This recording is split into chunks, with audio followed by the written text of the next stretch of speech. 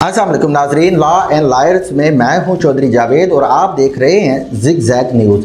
नाजरीन, 22 नवंबर को सेनेट में एक खौफनाक रिपोर्ट पेश की गई जिसके भयानक आदाद शुमार के मुताबिक पाकिस्तान की अदालतों में इस वक्त 21,60,000 मुकदमात ज़ेर समात हैं और मुत्तहद अदालतों में तकरीबन 1,000 असामियाँ भी खाली पड़ी हुई हैं। इस रिपोर्ट के मुताबिक सुप्रीम कोर्ट में 51,138, लाहौर हाई कोर्ट में 1,93,000, सिंध हाई कोर्ट में 83,150, पेशावर हाई कोर्ट में 42,180, बलूचिस्तान हाई कोर्ट में 4,663, जबकि इस्लामाबाद हाई कोर्ट में 16,300 मुकदमात फैसलों के मुंतज़िर हैं।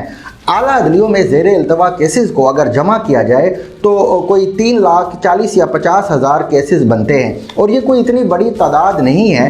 3 महीनों में ये सब केस निपटाए जा सकते हैं, मगर पंजाब की मातहत अदालतों में इस रिपोर्ट के मुताबिक 13,39,000 केसेस ज़ेर समात हैं और इनमें से भी 90% केसेस सिविल अदालतों में सिविल जजों के पास ज़ेर समात हैं।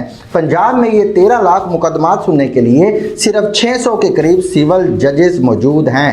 क्या ये इन सिविल जजों के साथ ज़्यादती नहीं है जो मेहनत और तवील इम्तिहानात से गुजरने के बाद मातहत अदलिया का हिस्सा बनते हैं और इंसाफ का पहला दरवाज़ा भी होते हैं? हज़ारों केसेस सुनने के बाद भी शायद ही कोई ऐसा सिविल जज हो जो हाई कोर्ट के मनसब तक पहुंचा हो। यही वजह है कि मातहत अदलिया का हिस्सा होने के बावजूद नौजवान सिविल जज कभी अपनी तरक्की का तसव्वुर भी नहीं कर सकता। इन सिविल जजों पर न सिर्फ 13 लाख केसेस का बोझ है बल्कि आला अदलिया के बाज़ अराकीन की जानिब से उनकी तजलील भी की जाती है, जबकि ब्यूरोक्रेसी भी मातहत अदालतों को ज़्यादा संजीदा नहीं लेती। इफ्तिखार चौधरी की बहाली के बाद अदलिया और वकला के माबैन एहतराम का रिश्ता ख़त्म होने से अब मुख्तलिफ शहरों से ये इतलात मौसूल होती हैं कि कभी मातहत अदलिया के जजों पर तशद्दुद किया जा रहा है और कभी जज साहबान को कमरे में बंद करके ताला लगाकर अपनी पसंद के फैसले तहरीर करने का दबाव डाला जाता है। पाकिस्तान की मातहत अदलिया से ताल्लुक़ रखने वाले सिविल जज साहबान के सर्विस स्ट्रक्चर में ऐसा कोई निज़ाम ही मौजूद नहीं है जिसके ज़रिए एक सिविल जज तरक्की करके हाई कोर्ट या सुप्रीम कोर्ट का जज बन जाए।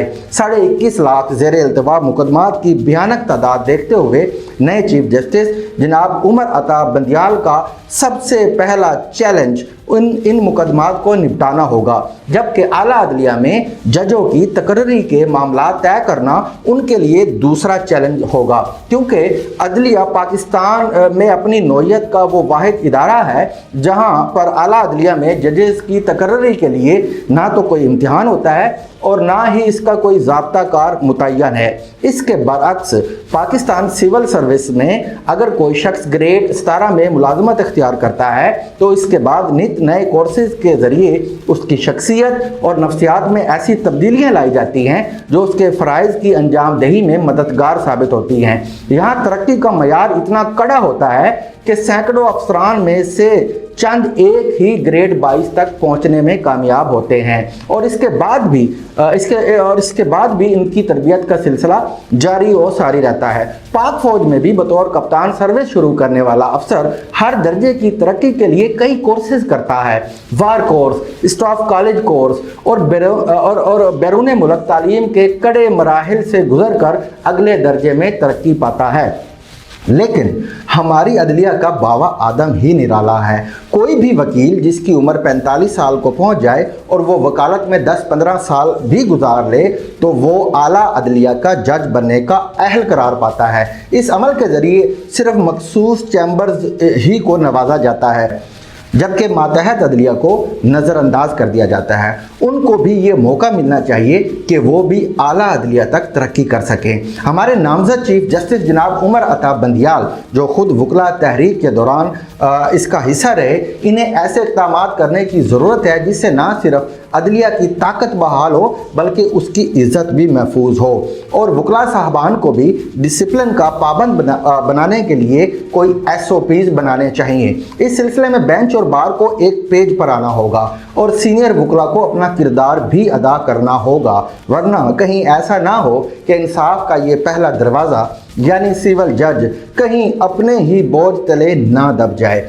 آج کے لیے ناظرین بس اتنا ہی، انشاءاللہ تعالی نئے پروگرام میں دوبارہ حاضر خدمت ہوں گے، تب تک کے لیے خدا حافظ۔